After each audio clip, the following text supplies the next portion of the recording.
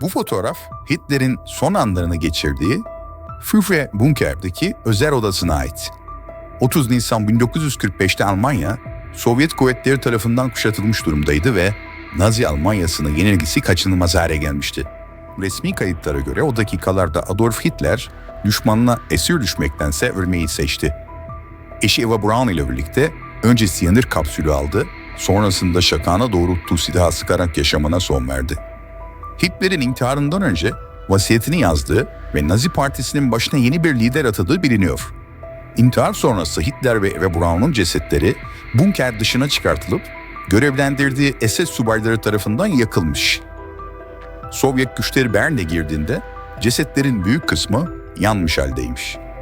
Hitler'in cesedini ele geçirdikten sonra Sovyet yetkililer Hitler'in intiharı ile ilgili detaylı raporlar hazırladılar ve bu raporları savaş sonrası dönemde batılı güçlerle paylaştılar.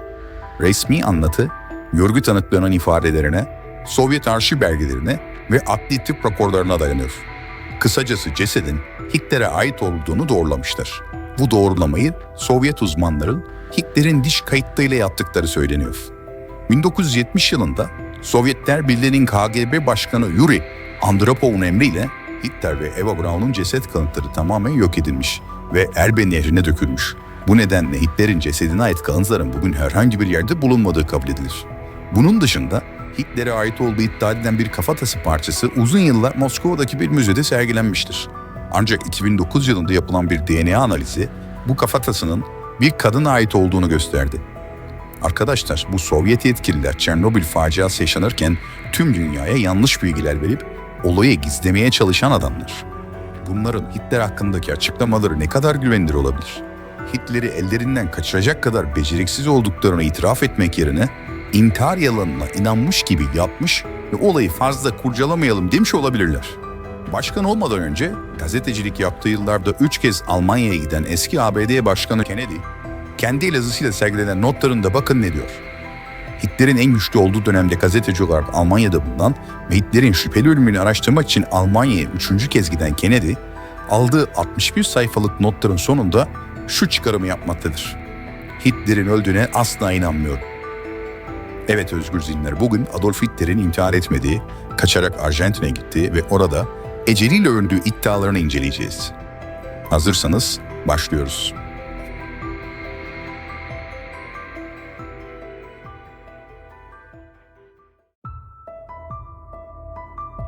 Hitler'in intiharı ile ilgili ilk şüpheler cesedin kimliği üzerinde odaklanıyor. Sovyetler tarafından ele geçirilen sözde Hitler cesedi tanınamaz haldeydi ve birçok uzmana göre Adolf Hitler'e ait değildi.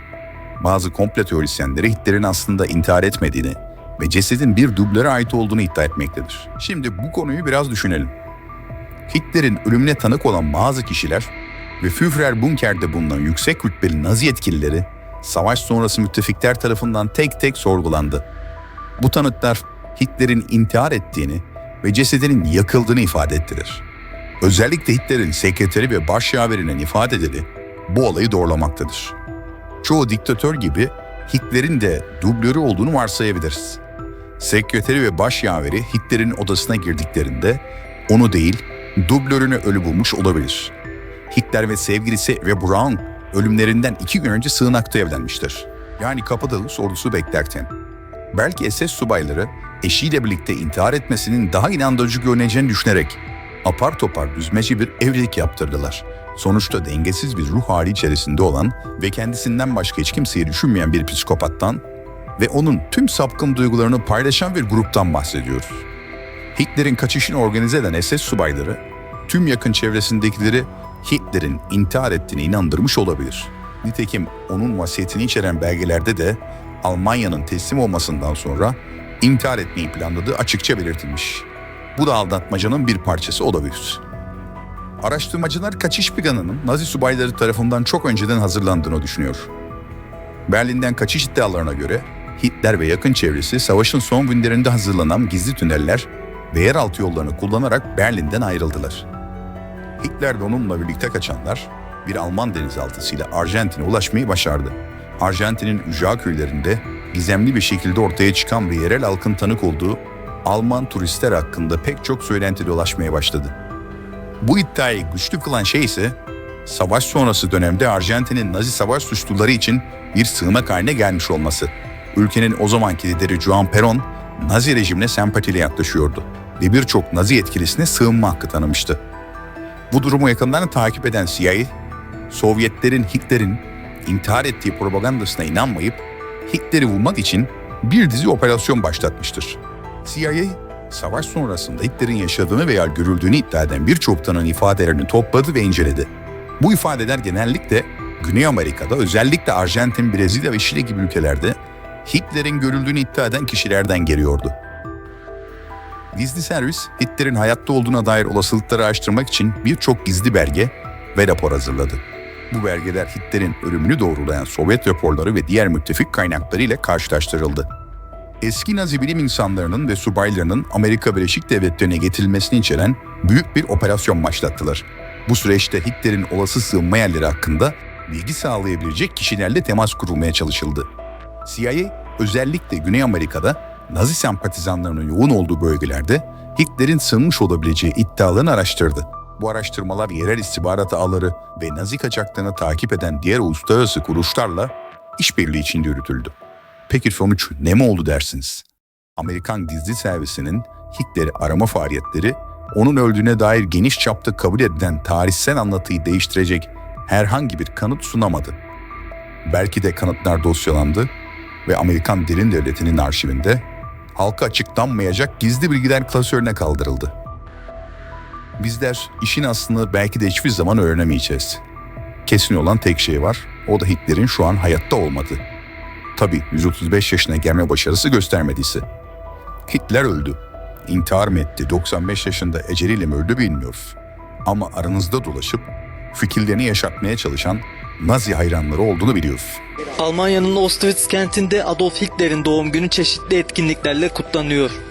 Hitler'in doğum günü olan 20 Nisan'da başlayan Kalkan ve Kılıç Festivali isimli kutlamalara binlerce aşırı sağcı Almanın ilgi gösterdiği öğrenildi.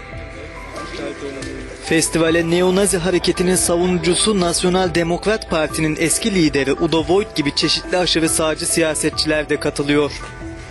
Festivalde yaşanabilecek olası sıkıntıların önüne geçmek isteyen yetkililer binden fazla polis görevlendirdi. Nazi ideolojisi, insanları ırklarına, dinlerine veya etnik kökenlerine göre ayıran, aşırı milliyetçi ve şiddeti yücelten bir dünya görüşüne dayanmaktadır. Bu tür bir düşünce sisteminin insanlık için nedenli tehlikeli olduğu tarihte açıkça görülmüştür. Günümüzde Nazi ideolojisinin izlerini taşıyan gruplar ve hareketler, toplumları bölmek, nefret ve şiddeti körüklemek için varlıklarını sürdürmeye çalışmaktadır. Bu tür hareketlerin propagandalarına kapılmak, yalnızca geçmişte yaşanan trajedilerin tekrarlanmasına zemin hazırlamakta kalmaz, aynı zamanda demokratik değerlerimize, insan haklarına ve barışa zarar verir.